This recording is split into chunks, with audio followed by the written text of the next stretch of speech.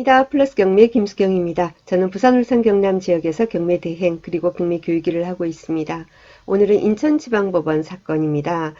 김포시 장기동 한강 센트럴사이 1단지 아파트 경매가 나와 있는데 대지권이 미등기인데 감정가격은 포함이 되어 있습니다. 예전에도 비슷한 사건을 다룬 적이 있는데 오늘도 같이 한번 살펴보려고 합니다.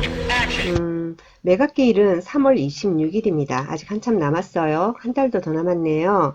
인천지방법원 부천지원이고 2019 타경에 37033 됩니다. 아파트 전용 면적이 21.437평 이렇게 되어 있는데 여기 보시면 아시겠지만 대지권이 미등기 그리고 감정가격 포함 이렇게 되어 있습니다. 여러분 등기부 등본을 열어보시면은 좀 표제부가 있고 갑구, 을구 이렇게 나눠져 있죠. 표제부에 보면은 이 건물이 어디에 위치하며 그리고 몇 층까지이고 각 층의 면적이 어떻게 된다 이런 내용이 쭉 있고 표제부 끝부분에 보면은 이 아파트 전체에 이제 부지가 나오고 그리고는 이 호실에서 소유한 그러니까 뭐 몇 평이다, 10평이면 10평이다 이런 식으로 나와 있어요. 물론 제곱미터하고 몇 분의 몇 이런 식으로 나와 있거든요. 그런데 그게 기재가 안 돼 있다라는 뜻이에요.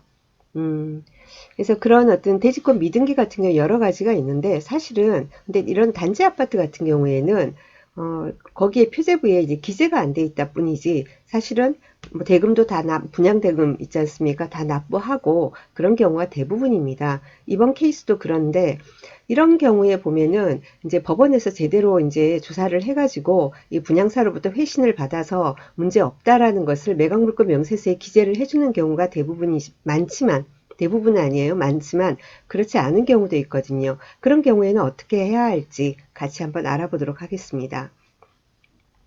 감정가가 3억 5천이고요. 지금 이제 한 번 유찰됐어요. 2월 20일 날 1차가 있었어요. 시세하고 감정가하고 큰 차이가 없다 보니까 이제 유찰이 됐고 70% 2억 4,500 이렇게 되어 있습니다. 소유자 채무자 동일하고요. 채권자는 기술보증기금에서 들어온 강제경매입니다. 그러면 등기부부터 일단 한번 보겠습니다. 어떻게 되어 있는지. 등기부 현황 볼까요? 등기부 현황 보니까 2017년 4월 21일 날 소유권 이전 매매되어 있습니다. 첫 소유주예요. 이 아파트가 2017년식이니까 2017년 4월 21일 이제 소유권 이전될 때 근저당이 됐습니다. 신한은행에서 이제 담보대출을 해주고 근저당을 잡았습니다. 2억 4천만 원 채권 최고액 잡았고요. 그 다음에 2019년 2월 20일 날 가압류가 들어왔습니다. 기술보증기금에서 가압류가 들어왔어요. 7,650만 원. 그래서 이 가압류권자가 경매를 신청했습니다. 그래서 강제경매가 된 거죠. 그렇게 돼 있습니다. 옆에도 보면 그렇게 돼 있죠. 2019 타경 37033 기술보증기금 가압류의 본압류로의 이행 이렇게 되어 있습니다. 자, 그런데 여기서 보면은 말소기준 등기는 제일 위에 있는 근저당 여기겠죠. 2017년 4월 21일 근저당 신한은행 돼 있습니다. 말소기준 등기 우리 찾았고요.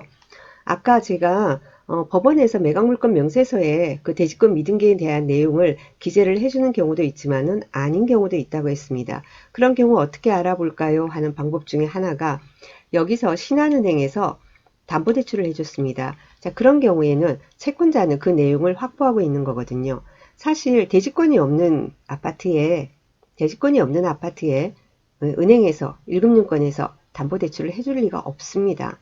하지만 불안하시면은 여기 근저당 해놓은 여기 은행 측으로 그죠? 문의를 해보시는 방법이 있겠죠. 그렇죠, 그죠? 그게 첫 번째 한 가지 방법입니다. 자, 그러면 그 다음에 법원의 현황조사서 보겠습니다. 법원의 현황조사서 보니까 별 내용은 없어요. 현장에 임하였으나 현장에 갔어요. 그죠?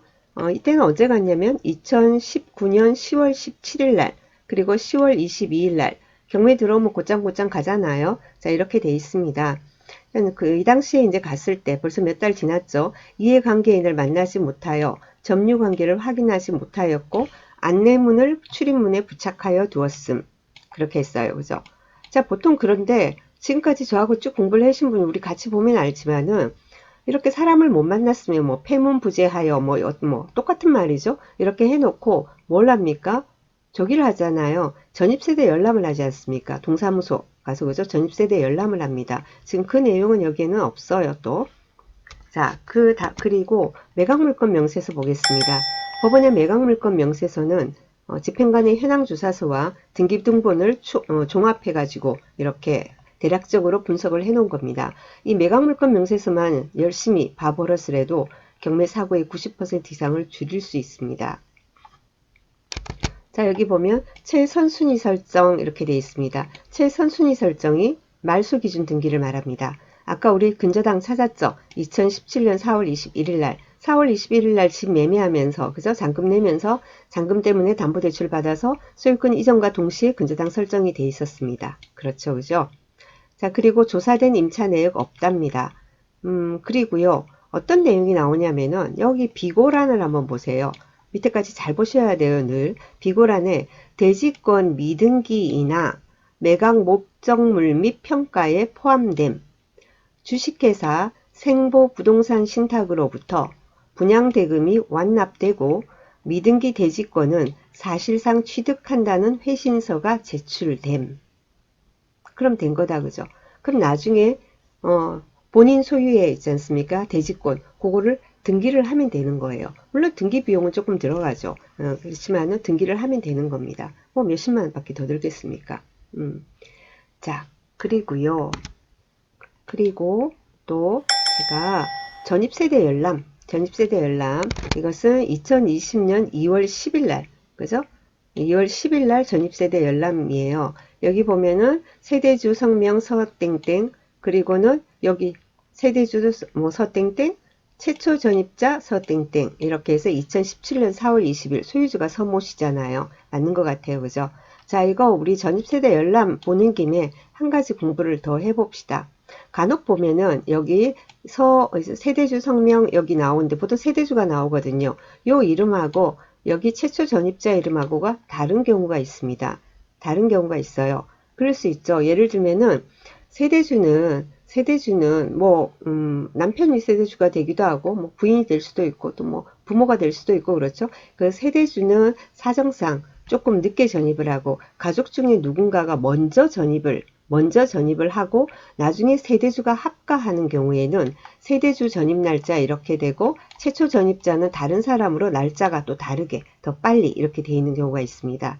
소유주 같은 경우에는 별 문제가 없는데 가족이니까 이거 한 세대에는 달라도 그런데 임차인 있지 않습니까? 임차인의 대항력을 따질 때 그럴 때는 뭐냐면 세대주의 전입이 기준이 아니고 가족 중에 누군가가 먼저 전입한 사람의 날짜가 기준이 됩니다. 그래서 임차인 따질 때는 그 부분을 조심을 하셔야 돼요.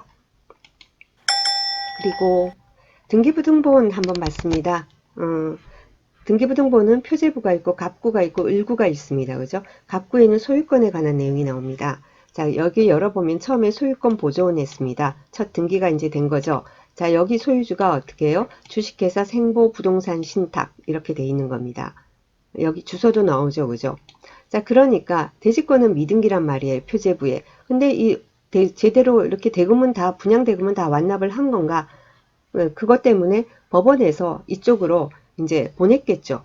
내용이 어떻게 됐느냐 하고 보내니까 여기에서 회신이 온 거겠죠. 그죠? 그러면은 다음에는 여러분이 보실 때 매각물건 명세서에 그런 기재가 없단 말이에요. 그러면 여러분도 똑같이 등기부를 열어보고 소유자에서 주식회사 생보부동산 신탁 이렇게 있단 말이에요. 그럼 여기를 검색을 해가지고 검색을 하면 나와요. 인터넷 뭐 네이버 같은 데서 검색하면 다 나옵니다. 나오고 주소도 나오고 이제 나오잖아요. 주식회사 생보부동산 신탁을 검색을 했어요. 그럼 주소가 나와요. 그럼 주소하고 여기 등기부에 있는 거하고 일치하는지 보시고요. 그러고 나면 거기에 그 회사의 전화번호가 있을 거예요. 그럼 전화를 하셔서 물어보시면 됩니다. 자, 매각물건 명세서에 없으면 어떻게 해요? 그러면 여기 등기부를 열어보시고 이 분양사 여기 신탁 이 소유자 있잖아요. 이쪽에다가 문의를 해보시고 그리고 아까 근저당 설정한 그죠? 담보대출 해준 신한은행 그죠? 쪽에 문의를 해봐도 될 것이고 그렇지 않겠습니까? 그러니까 크게 걱정할 건 없어요. 이제 그러고 있다가 이제 처음에는 이렇게 회사 부동산 신탁 됐다가 그 다음에 저기 뭐죠? 이 소유주 현재 소유주 서모 씨한테로 소유권이 이렇게 2017년 4월 21일 날 이전이 된 겁니다. 자, 그렇게 되고요. 그리고 그럼 배당까지 우리 보고 마무리를 하도록 하죠. 지금 최저가가 2억 4,500입니다. 경매 비용은 348만 7천원. 실제 배당할 금액은 2억 4,151만 3천원 됩니다. 자, 신한은행 2억 4천 채권 최고액입니다. 신한은행이 뭐 얼마를 받아갈지는 알 수 없지만은 그래서 이자가 얼마 밀렸냐에 따라 달라지겠죠. 실제 빌린 거는 2억 4천이 아니잖아요. 뭐 120% 빌려 뭐 이렇게 설정했다고 생각한다면은 실제 빌린 건 한 2억 정도 될 거고 그 이후에 이자 안 내고 뭐 경매 들어가면은 그런 게 좀 되겠죠. 그죠? 그리고 나서 이제 남는 돈을 가지고 경매 신청한 기술보증기금 쪽으로 배당이 되는 겁니다. 7,650만 원인데 뭐죠? 지금 현재로는 150 얼마밖에 안 돼요. 그죠? 근데 낙찰이 최저가에 될 건 아니잖아요. 낙찰은 2억 4,500보다 훌쩍 올라가지 않겠습니까? 그죠? 그렇게 되고 뭐 신한은행 이렇게 되고 또 뭐 기술보증기금이 얼마를 배당받는지는 우리하고는 상관이 없어요. 하나도 배당이 안 된다 그러면은 무익료로 기각될 가능성이 있지만 뭐 지금 최저가 기준이라 하더라도 뭐 일부라도 지금 배당이 되고 있고 그리고 뭐 최저가에 되는 건 아니니까 그죠? 몇 천만 원 올라가니까 무익료의 어떤 염려는 안 하셔도 되겠습니다. 자, 오늘 여러분 보시면은 대지권이 미등기된 그런데 감정가격은 포함된 그런 물건에 대해서 한번 알아보았습니다. 저기 뭐 매각물건 명세서에 그 내용이 기재가 안 돼 있을 경우에는 여러분도 저기 뭐 등기부등본을 열어 가지고는 분양사 쪽이나 또 뭐죠? 또 담보대출이 나갔으면 그쪽 은행 쪽이나 이쪽으로 문의를 해보시면 되고 그렇습니다. 자, 오늘 여기까지 하겠습니다. 토요일입니다. 즐거운 주말 보내시고 월요일 다시 뵙겠습니다. 감사합니다.